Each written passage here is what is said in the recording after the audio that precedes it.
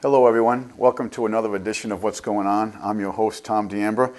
As always, we're very thankful that you take time from your busy day to join us. You know, on the way into the studio this morning, I was thinking that we've been on the air now for a little over a year, presented somewhere in the area of 40 plus shows to you, and I was sort of going over in my head the information that we have presented to you. For those of you who have been watching the show on a regular basis, we thank you. But you've got to really come to the conclusion that if you have been watching this show, we have presented some very interesting and startling information to you.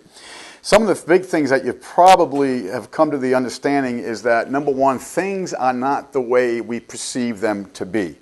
Obviously, we have presented to you, demonstrated to you quite well, that the Federal Reserve is a private foreign bank which controls our money system.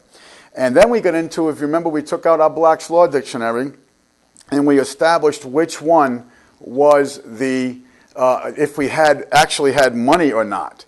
And we took out the Black's Law Dictionary, we come to the conclusion that by the definition of money, we actually don't even have money in circulation. We do not actually use money as a medium of exchange. And the reason is because of the fact that there is no intrinsic value backing up our currency, all right?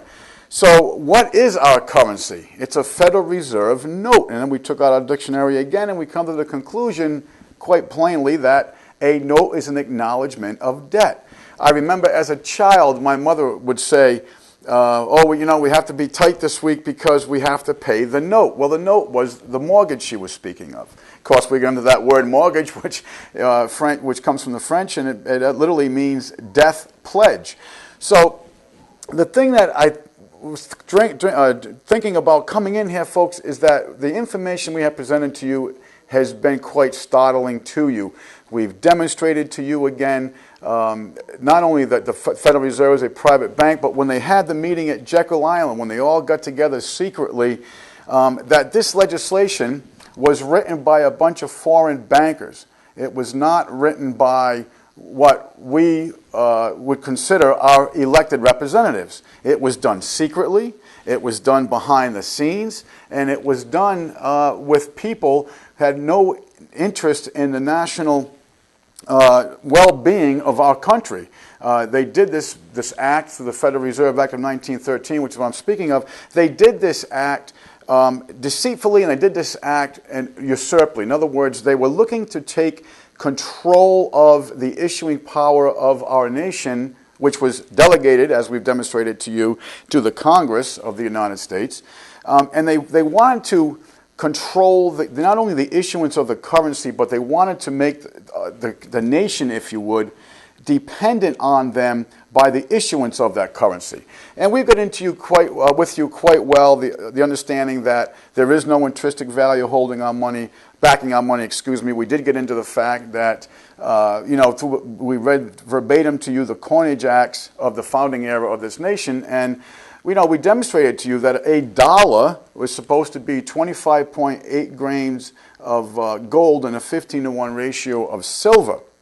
And there is no intrinsic value backing our money. We base our lives on an instrument of debt. So not only did they take control of all the gold and silver, which brings us back to Paul Warburg, who created the name Federal Reserve. Even that was deceitfully, because they wanted you to think that this bank was going to be a part of the federal government. They knew in the beginning, when they met at Jekyll Island, that one of their agendas and one of their goals was to confiscate all the intrinsic value of our nation, the gold and silver, the property, and so forth. And they actually were very successful in doing this. So they had the name Federal, so you would think it was part of the Federal Reserve, and part of the federal government, then they put the word reserve in there because they knew all along that they were going to confiscate and collateralize the true wealth of our nation, and they wanted you to believe that they were going to have a nice little neat fort called Fort Knox, where they were going to put all the gold and silver away for the betterment of our country. Obviously, Mr. Kennedy, President John F. Kennedy, proved that there was no gold at Fort Knox and that there was a small storage of silver there, and the figure escapes me, but I believe it was in the area of $2.8 trillion. And basically what he did was he issued silver certificates. Aha, new word here, not a instrument of debt, but a certificate. And a certificate has intrinsic value and also means that it's a negotiable instrument and someone is allowing you to use something. So Mr. Kennedy was, through the Executive Order 11110, which we read to you verbatim also, he was taking away the control of the private bankers that he saw as a threat to the well-being of our country. And we all know what happened to JFK several months later. And anyone who was brought up in my generation and or has done research on the Kennedy assassination understands that Lee Harvey Oswald did not assassinate President Kennedy. So that is just some of the things that we've gotten into. We've demonstrated to you the aspects of 9/11. We have presented to you different documentaries from independent researchers, and if you had the chance to watch them, you had to come away with the understanding that, number one, the 9/11 committee the investigative committee was a complete facade. Number two, you have to come away with the understanding that the only actual conspiracy theory of 9/11 was the official story.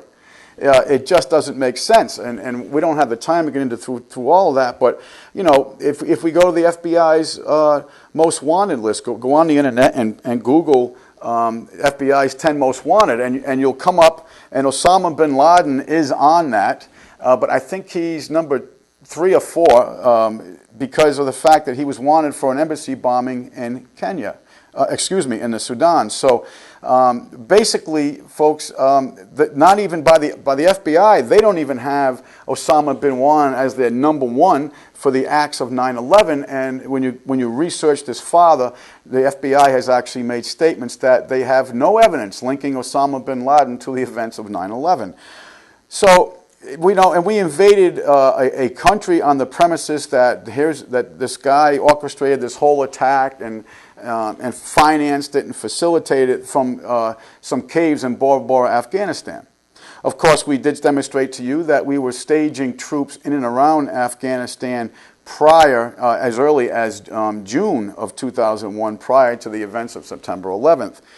So, as coming into the studio, folks, I was really got to thinking about, boy, if you've been watching this show, how much you've learned. How much you've learned about the money system. How much you've learned about historical events, about false flag operations, about the Hegelian dialectic that they use every day to foment our opinions and to take us down the road that they wish.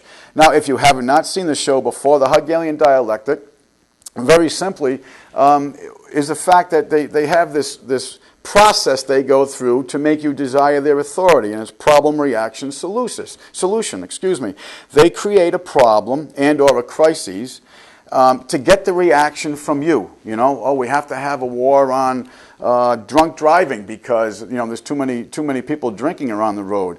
So they broadcast these accidents that take place, and I'm not saying that you should be drinking and driving. I'm saying that they'll take a crisis, they'll magnify it out of proportion, and then they will get the reaction that they want from you, and that reaction is, oh, they have to do something.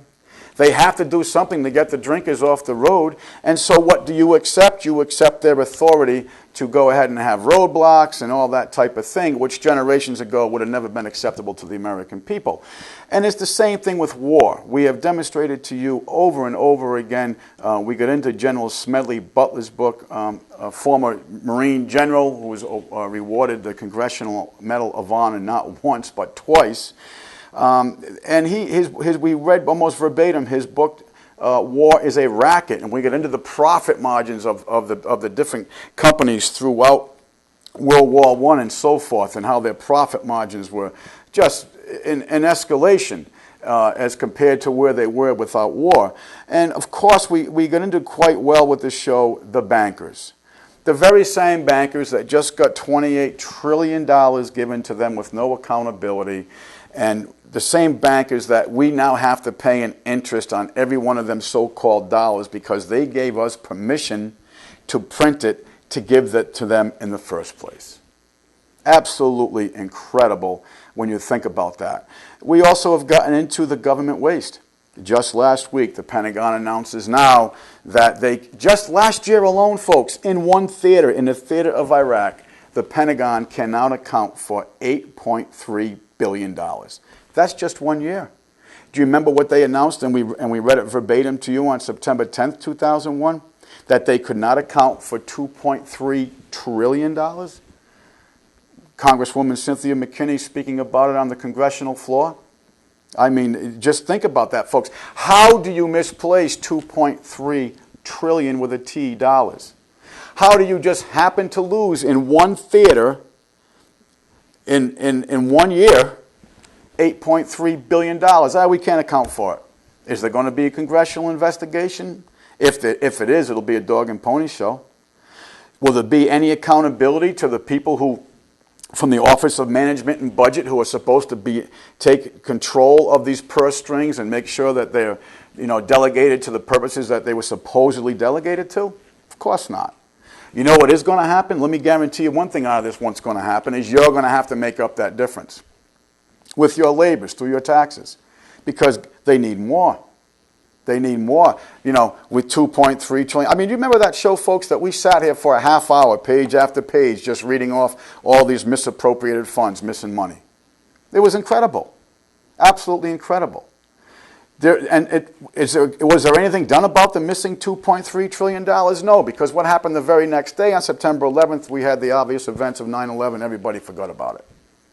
And one of our watchers actually wrote in and asked us to say, he's like, Tom, I've appreciated the information you presented, but I'm a little skeptical because how could you finance such an event and keep that financing secret and consolidated within a certain group of people?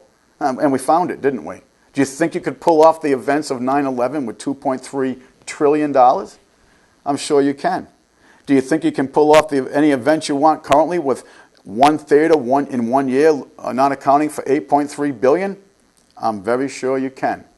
So again, folks, some of this information that we have presented to you, I know has been very startling, and on the way in I was thinking about this because if our famous quote from Napoleon Bonaparte, history is agreed upon lies by the victors.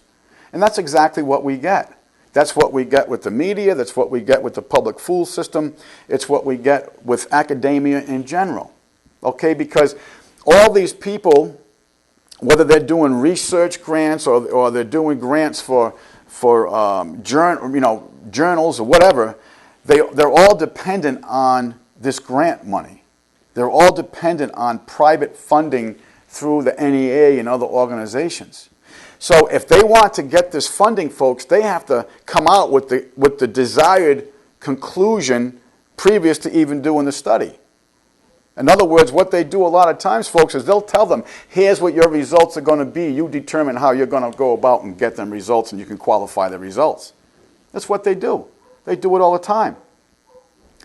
So it's the same thing. Look what they did. We did 2 shows on global warming, the facade of global warming.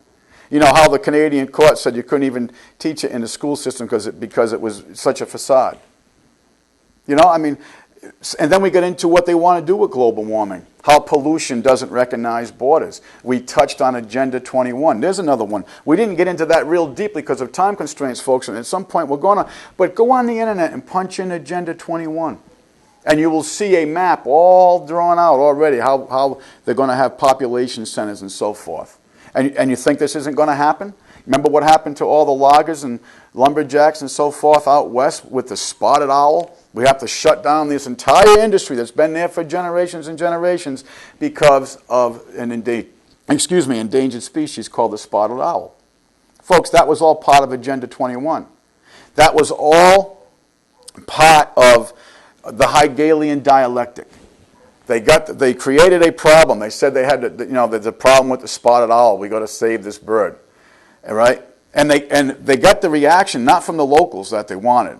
They didn't get the reaction from the locals because a lot of the locals up there were understanding that in fact we are basically being deceived.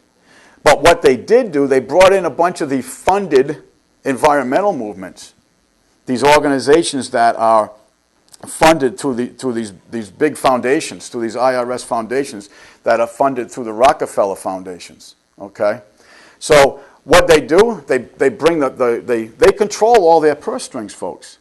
They control the purse strings of PETA. They control the purse strings of all these different organizations out there. Oh, and by the way, maybe someday we'll do a show on PETA, because you will be shocked at what numbers you're going to find out, how many animals are euthanized through the organization you know is PETA, which you think is being benevolent to animals. But that's just another show for another day. But again, we have presented this information to you. We have gone into the historical journals, the congressional record, the legislative pages. We have gone into comments from private journals, okay? And we have shown to you that the Federal Reserve is a private foreign bank. It's a cartel. We described to you the definition of what a cartel was, and we asked you, does this definition of a cartel fit the Federal Reserve? When according to Louis T. McFadden and other congressmen, actually, Louis T. McFadden was in charge of the banking committee. And he understood very well what was going on with the Federal Reserve Act of 1913, and he came out against it. Unfortunately, he was poisoned to death. And that's not conspiracy wacko theory, that's historical documentation. So, folks, you've got to understand that what we're doing with this show is really presenting to you some information, and we're just touching the tip of the iceberg. Our desire this entire time has been for you to do your own research. Go out and do folks, before the advent of the internet, you'd have to go to the law libraries and do your own digging and spend hours upon weeks, upon months, upon years to find out this information. Now it's all available with you, hitting the computer. So what we've asked this entire broadcast is for you to go and do your own research. Look at the events of 9/11. Look at the understanding of our money system, like Henry Ford said. It is well the American people do not understand our money system, for if they did, I fear there would be revolution by morning. And I believe that is the way to turn this around, because as Amschel Rothschild said, give me control of a nation's currency, I care not who makes its laws. Why? Because if I'm going to be controlling the purse strings of a government at all levels, see, they were smart about this. They didn't just go after one particular branch of the government. They went after the issuance of the currency. That's where the noose is around the neck of any corporation or of any nation. And if you look at all the countries, as they call them, the pigs, Portugal, Italy, Ireland, and Spain, the countries out in Europe that are failing right now and failing dramatically, what's the one common denominator of these nations? The one common denominator, folks, is that they're all controlled by the same private foreign bank. These central banks are private corporations. And that's the one common denominator. Look what's going on in Greece right now. Just about anarchy. I don't blame the people for taking to the streets the way they are. Do I think that's the proper way to find remedy? No. But out of their ignorance, they're venting, because they do not understand how the masters have control of them. They do not understand that their currency is merely an entry on a ledger and created out of thin air, and then they labor to pay a due interest on it. They do not understand that organizations, as we have presented to you, such as the Bilderberg Group, the Council on Foreign Relations, the Trilateralist Group, are controlling their lives. These organizations are creating policy and then telling their supposed elected officials to carry out the policy. And the supposed elected officials have to carry out that policy because they have to answer to their creditors. They are insolvent.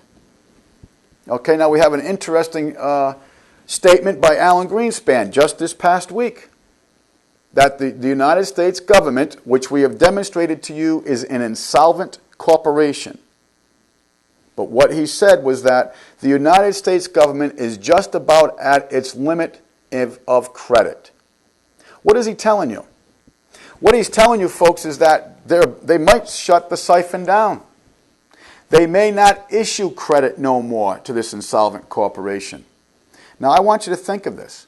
What happens to any nation in history, but particularly the dependency of the people on government, the welfare programs, the SSI, and so forth? Now, you notice I didn't mention just Social Security because that's all money that you have put into it all your lives. The problem with it, folks, is that they've been robbing it, as we've demonstrated to you, all your lives. Most people think that Social Security, oh, there's a nice little, I pay into it, and there's a little stash put away for Tom DeAmber. Every week, the government, being so benevolent, is putting this little stash away for me. So it'll be there for me when I retire. No. Irwin Schiff wrote a great book on it, and it's called The Social Security Scam. Okay? And basically what it is, folks, is this, is that when you put money into that Social Security fund, it's a pay-as-you-go program. And what I mean by that is this. Everybody pays in. And then they take the monies that is due for that period, call it the month, okay? And that is put over here to meet their obligations. The rest of the pool goes over here for us to divide amongst ourselves. And I'm not talking about you and I. I'm talking about the crooks that represent in Congress. All right? So when I say it's a pay-as-you-go system, there is not any money being put away for you. As a matter of fact, there was at one time. It really changed in 1964 under Lyndon Baines Johnson, where they started putting this money into the general fund. And, of course, right now, folks, it's all IOUs. Oh, my God, IOUs. Who always has to pay the fiddler when the government comes out with a series of IOUs? You do. I do. So not only have we been taxed on this money, not only have we put this money away into a fund that they've robbed, now we're going to have to cover their obligations that are void because they've robbed the fund. And they continue to do it today, every single day of the year. All right? Remember when we got into the Creature from Jekyll Island, the 5 criteria they wanted to do? And the last one was they wanted to, when the system failed, because they knew it was going to fail. It was set up to fail. And it's going to be 100 years here in, what, in 2.5 years? We're going to be at 100 years under this Federal Reserve private banking system. When it was failed, they wanted to put the burden on who? On how to shift the burden to the American taxpayer. You think that was done? All these big companies that were too big to fail. Isn't that hilarious? They're too big to fail. GM was too big to fail too, right? So what did we do? We gave them money to move their manufacturing base overseas. $28 trillion. You know what they did with it, folks? A lot of it they moved offshore. A lot of it they bought positive asset institutions with banks and so forth. Not a mortgage paid. The mortgage liability in this country, folks, was $9.3 trillion when this money was given to them. Think of that.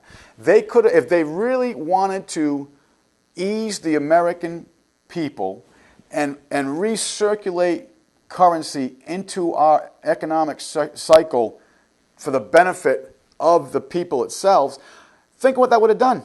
Think how it would have been for you or for your parents or whomever that, boy, I don't have a mortgage anymore.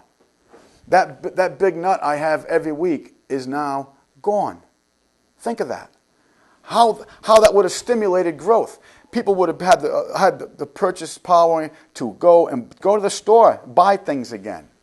Okay? And not do it with plastic, putting themselves in debt. Okay? To who? Who are we putting ourselves in debt to when you're using your plastic? The very same bankers that just got the $28 trillion that now we have to now pay them an interest because they gave us permission to print it to give it to them in the first place. Think of that. It's ludicrous. It's crazy.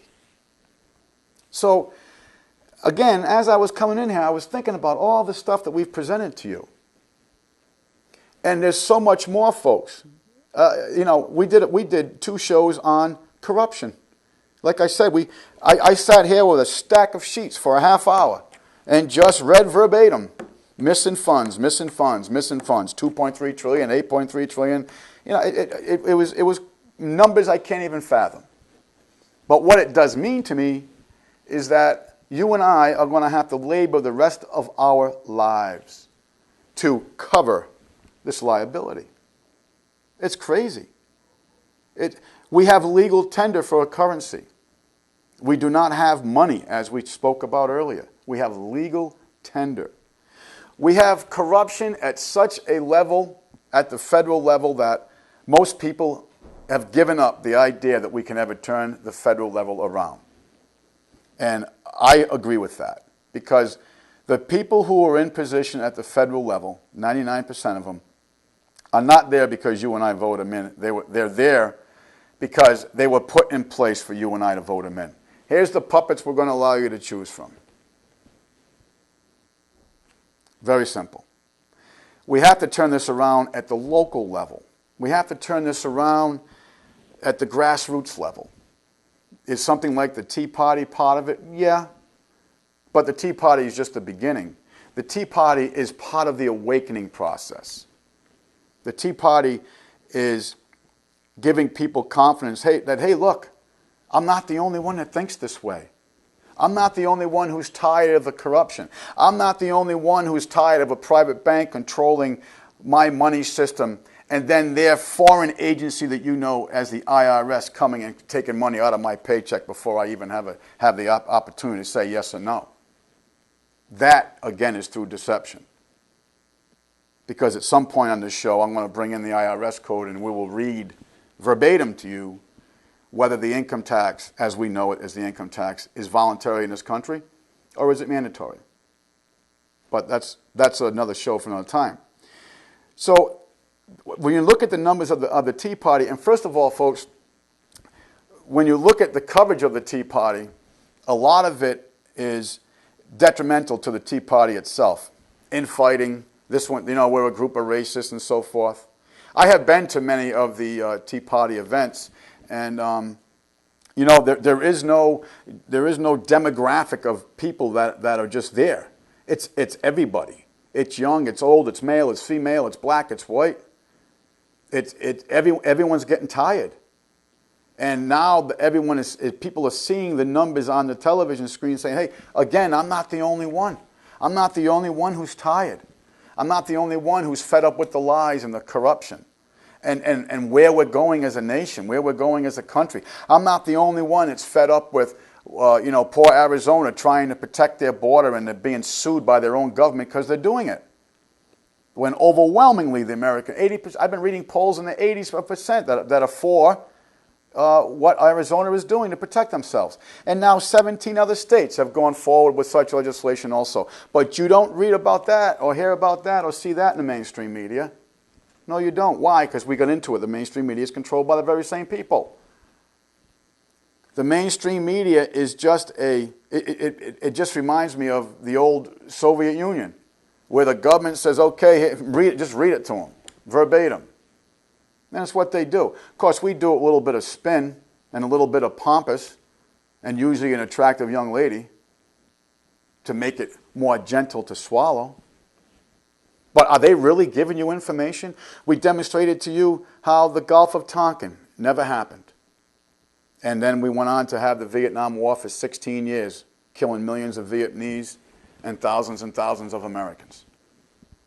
Did the mainstream media ever come out later on and say, hey, we did this investigation and the USS Maddox was never attacked? No. They went along with it. A lot of the mainstream media corporations are owned by parent companies that, like NBC is owned by General Electric.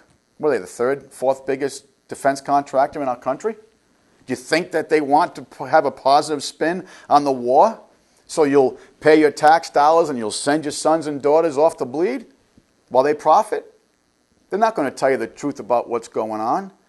They're not going to tell you about the people we're maiming all over the world. I saw a debate the other day that they're debating whether we should pull our troops out of Pakistan. And I said, wait a minute. When were the American people told we had troops in Pakistan? Yes, we do. Imagine that. We've had them there for about 6 to 8 months in another country. Okay? Was Pakistan part of 9/11? Well, interesting question, because if you saw that show, you will know that it was. They helped finance different aspects of the operation through the ISI, which is the Pakistani intelligence services that comparable to ours would be the CIA. So they were involved. Now with true operations, they were involved. And now we're debating whether we should pull troops out of Pakistan. Gee, folks, when did we put them in Pakistan? When did you find out we had troops in Pakistan? And you're going to tell me with all the technology we have, they can't find Osama bin Forgotten? Now, we proved to you that between July 14th and July 28th of 2001, Osama bin Laden, who needs dialysis on a weekly basis, I didn't know they had electricity and dialysis machines in caves in Bora Bora, Afghanistan, but we proved to you through their own statements, through the hospital statements and through government statements, that Osama bin Laden, from the 14th to the 20th of July 2001, was in the Dubai American University Hospital for dialysis treatment, and he met with the senior CIA station chief on 3 occasions. Now, if he was wanted, and we had him suspected, do you think something was going on there, folks? Do you think they were up and up with you? No. Do you think Osama bin Forgotten could survive in a cave needing dialysis on a weekly basis? Absolutely not. We got into the Spanish-American War, the false flag of the USS Maine, 1898, our first real war of imperialism. We got into you about how FDR and his administration, we had cracked the purple code of Japan, and how they even shifted the maritime shipping lane south because they knew right where the Japanese 2 fleets were going to rendezvous, and they were just going to be just north of our shipping lane. So we moved the shipping lane south. So none of our merchant marine ships would have the opportunity to report the 2 Japanese fleets. Amazing. Harry Hopkins' 8-point plan to make Japan attack us. I think we read that verbatim at one point to you. Harry Hopkins had an 8-point plan. How do we make Japan fire the first shot? Did you ever wonder why a little island nation like Japan woke up one day and said, "Hey, we're going to go punch the biggest, most military power in the nose. We're going to go attack them"? Some interesting quotes from that, though. I forget which general it was who said he never had a plan to attack the United States mainland because, and I quote, "there was a gun behind every blade of grass." In other words, he knew that to conquer this country with troops was going to be impossible because the Americans all had guns. Ain't that way today, although more Americans are getting guns today. Even people on the left are purchasing guns at record numbers today. And the government's worried about that because they've done all they have been able to do since the 60s to today to, number one, brainwash you that you have constitutional rights, but it's a government document, so you're getting our rights from the Constitution. Folks, the Constitution does not grant you any rights at all. We've gone over this. The Constitution mandates the federal government where, what, and how it's to do things. It's not to make these encroachments on your life, liberty, and pursuit of happiness. It doesn't grant you any rights. It says in the very beginning, your rights are inalienable. They're from God. But if you take God out of the mindset, you take God out of the hearts of the men of the women of this country, who do they turn to? They turn to the state. Now, do you have rights at that point? No. You have privileges. And privileges can be altered or taken away by the grantor. Very, very interesting. Very interesting. So, do we have any means of remedy? Is the current system that we have, is there any way that us as a people can create remedy for ourselves and get us back to the de jure Constitution, the de jure Republic? There are some avenues set up for us. One of them, and I know some people say, I don't bother to do it no more, it doesn't make a bit of difference. Well, you know what? I think it does make a difference, and I have seen the results of grassroots action. Write your congressmen and your senators, your mayors, your selectmen. Get in their face. And I mean that literally. Let them see you. Let them know you are a human being. Let them know the person behind the name. Let them know you're watching them. Make their life miserable when they go outside the prescribed borders that we all agreed to and that they swore allegiance to. Make their life miserable.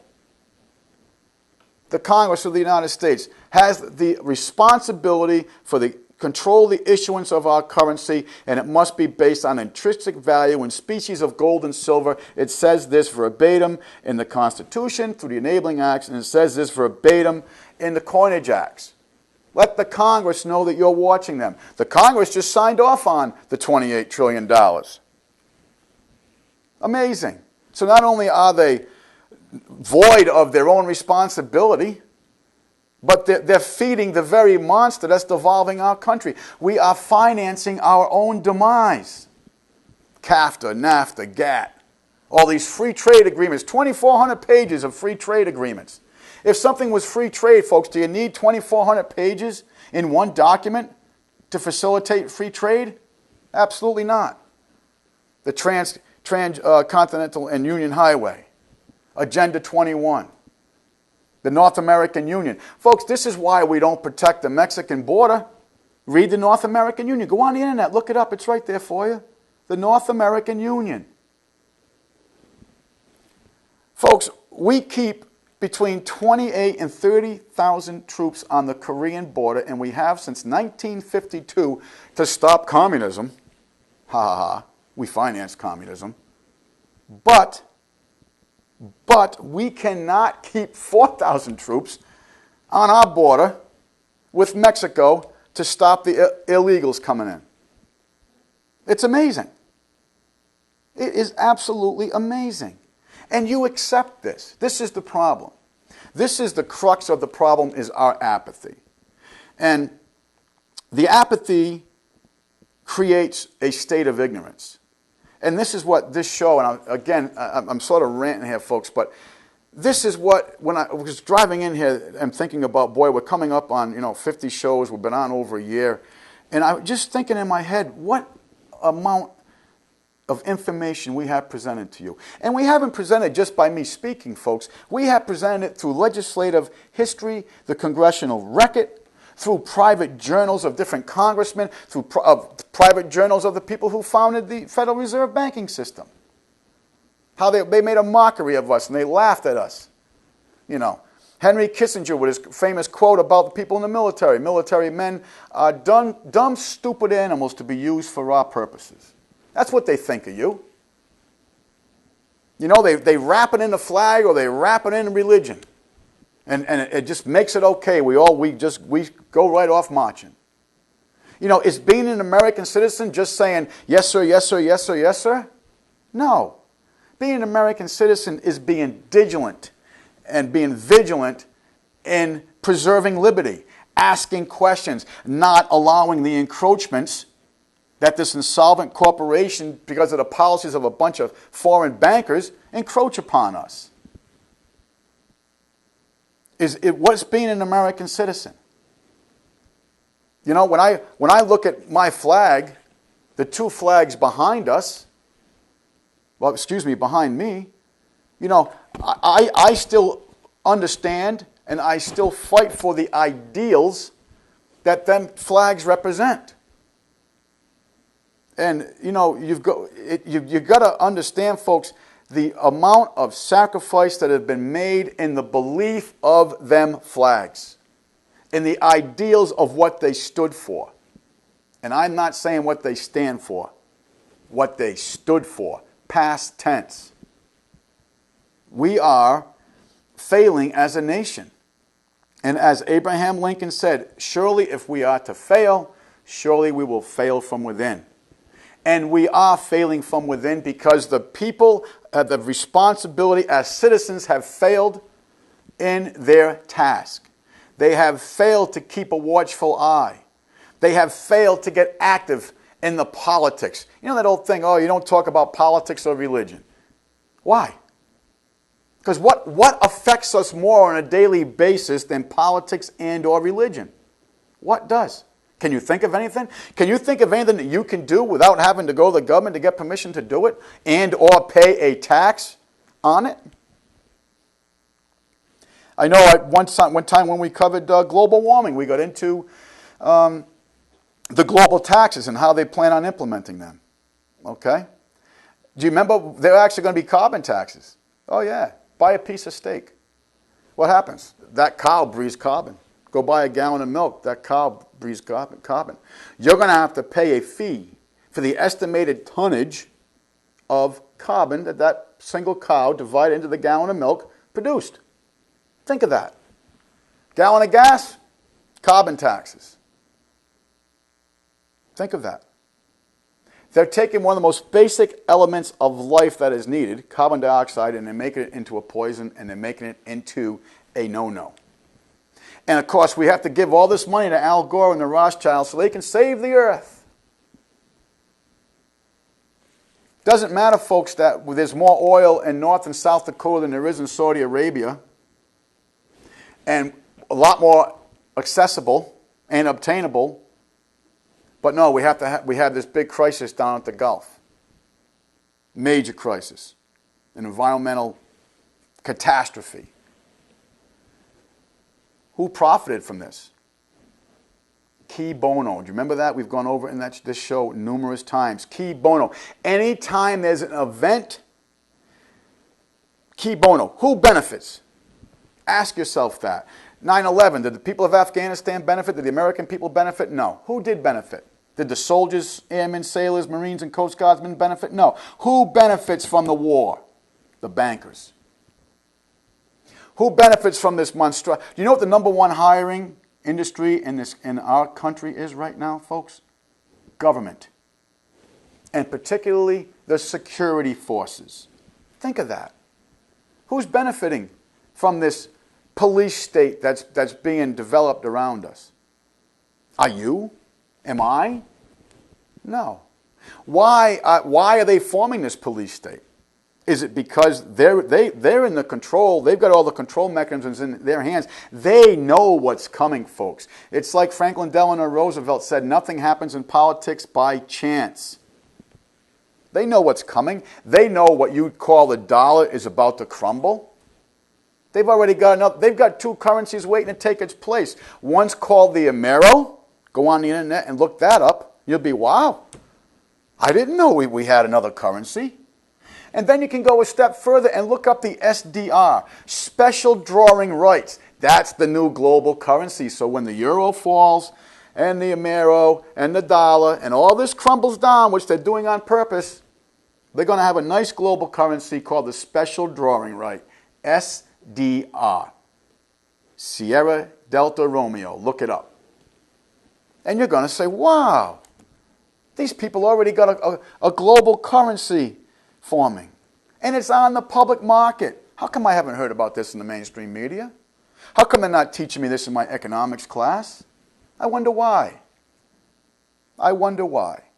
You see, folks, with this $28 trillion, they made all the money on all the way up.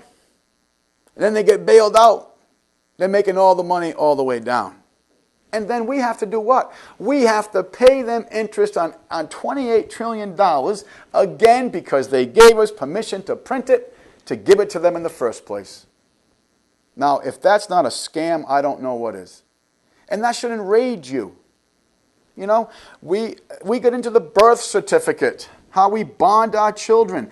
I brought in a copy of my bond from the Midwest Bank Note Company and showed it to you. I was born 11/10/58. On the 12th of November 1958, I was bonded through a company called the Midwest Bank Note Company, and I showed you the bond. We showed it to you. You bond your children out of ignorance. That's what a certificate is. Think of the word certificate. Birth certificate. Remember, we took out our Black's Law Dictionary. We said what a certificate was. Do you remember what a certificate is? It's a negotiable instrument, meaning bearer use of. Someone's allowing you to use something of value. Think of that. Birth certificate. We have the record of birth, which goes to the health department. That's the flesh and blood, you and I. And then we have the birth certificate, which goes to the Department of Commerce. What is the task of the Department of Commerce? The task of the Department of Commerce is financial transactions. Think of that.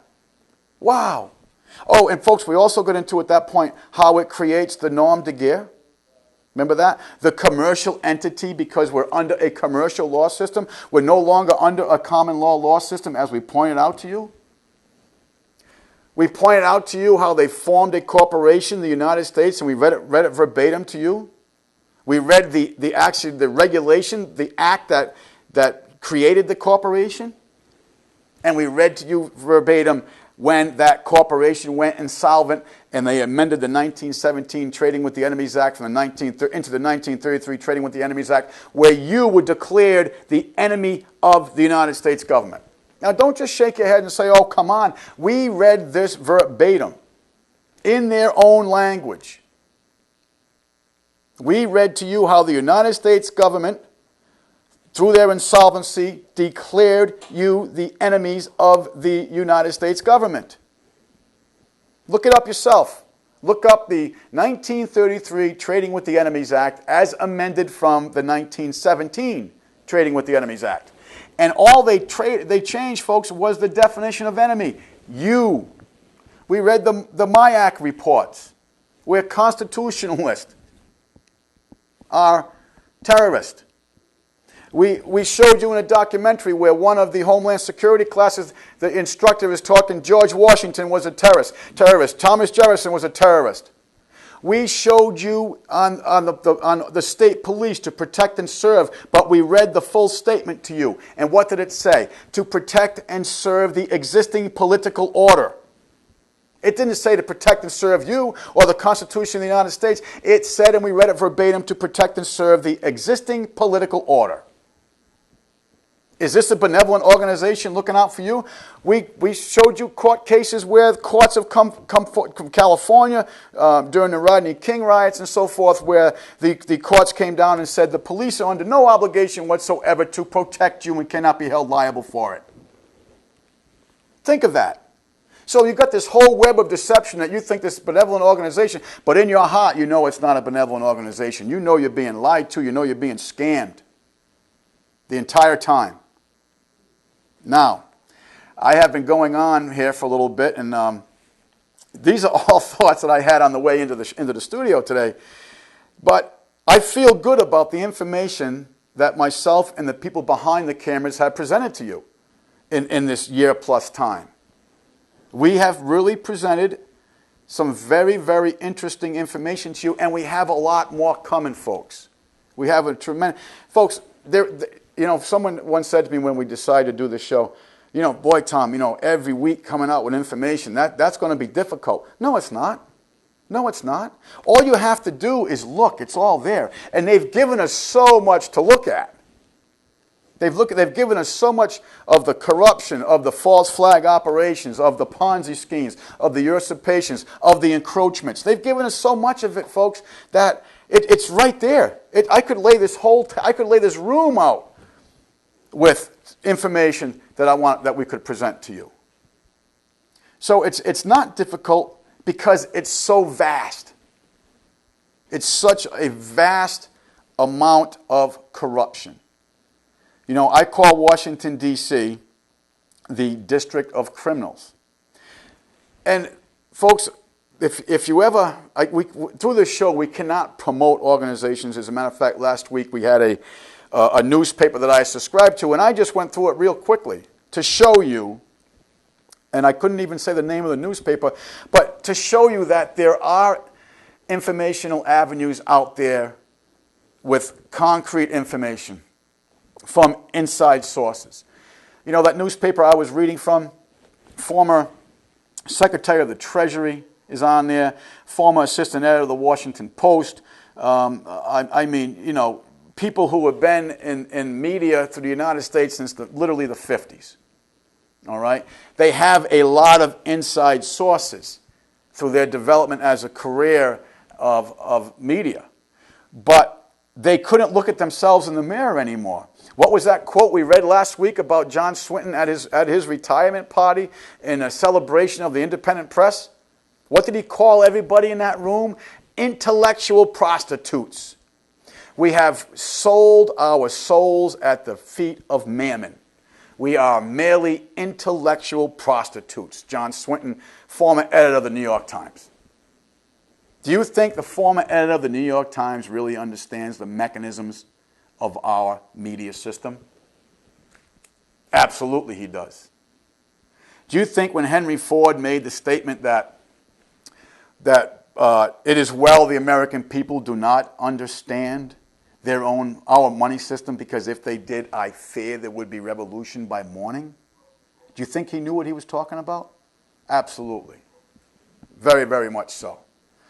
Do you think Thomas Jefferson, in his famous statement about, I believe that banking institutions are more dangerous to our liberties than standing armies, for if the American people ever allow private banks to control the issuance of their currency, first by inflation and then by deflation, the banks and corporations that will grow up around them, the American people will wake up homeless on the continent their forefathers conquered. Do you think Thomas Jefferson had a very good understanding of the money systems through history? Absolutely he did. So folks, what we have to understand is that the reason for this show is to get information to you that will spark your interest, that will make you say, hey, you know what? I want to look into this. I want to see if the Federal Reserve really is a private foreign corporation. I want to see if we do bond our children. I do want to see if we've had all these false flags operations laid against us that took us down to the horrors of war at the profits of the bankers. That's what this show's for. That's why we take the time to do this. Now, I have rambled on for this show for about an hour. Folks, what we're going to get into is I started talking about what are some of the avenues that we have for remedy. What are some of the mechanisms that we can take back control of our government? And folks, if I told you there was a way to do it within their own system, you'd probably think I'd gone crazy. But there is. And it's called the jury/grand jury. And next week, what we're going to get into, because I've taken too much time with my thoughts previous to coming into the studio today, is we're going to get into your responsibility as being a citizen in this great experiment, as Benjamin Franklin called it, in our Republican form of government. We have responsibilities. We're the watchdogs, folks. But what happens is we elect a puppet to go supposedly into this dog and pony show to supposedly represent us, and then we forget about it. We don't watch the actions of the puppet. We don't study what he does or she or what they don't do. We don't study their encroachments. We don't study their good things, because there are some good things being done. Very much so there are. We don't at all. We feel we've done our thing because we went and voted for, there's 20 minutes it takes us or 2 hours, whatever it takes us to go and vote, and there's our task. We've met our obligations as citizens. Not true. Not true at all. We are the watchdogs of our government.